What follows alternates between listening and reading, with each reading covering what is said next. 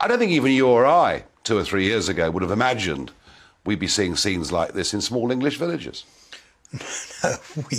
Well, I think that if the numbers were inevitably going to grow in the way that they have, frankly, there was no alternative but to start putting them in places and hotels around the country. It's the government that didn't think of this as one of the consequences of their inaction and their inability to actually control the boats. And I think that this labelling of those who are genuinely concerned as right-wing, as fascist, as racist, as this, that and the other, is so hurtful to those people who have genuine concerns about their communities.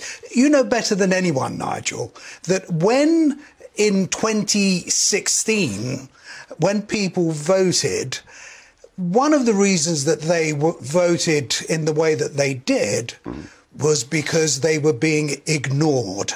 They were being told they didn't know what they were talking about, they didn't understand, and everything that was going on was in their interests. Well, I'm afraid if the government actually is foolish enough to go along that line again, there'll be a big, big price to pay. Yes, and because what they're doing, this government, is they're over-promising and under-delivering.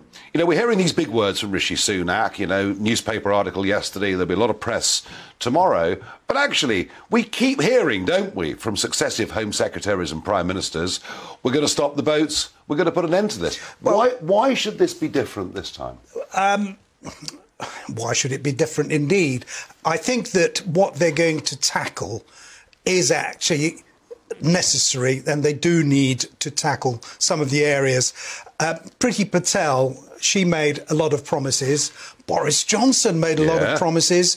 Exactly what Rishi Sunak has said, that if you arrive here as an illegal, if you arrive here illegally, you will be treated as such and you will be sent back. Well, Boris didn't keep his word. I hope that Rishi does.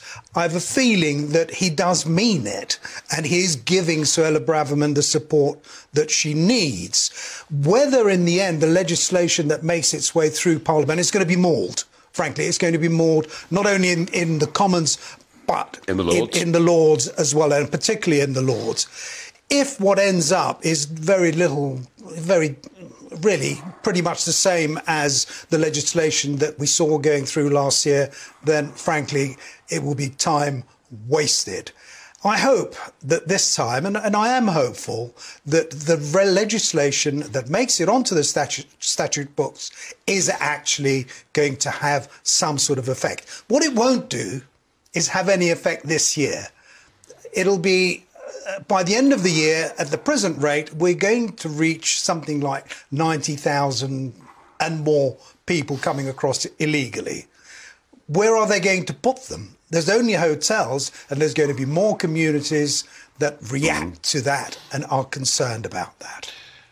Alp, you don't really believe this can work, do you? Because basically we're still part of the ECHR. The Prime Minister's made it clear we're going to stay part of the ECHR. And British judges are always going to rule in favour of our international obligations. Yeah, they probably are, Nigel.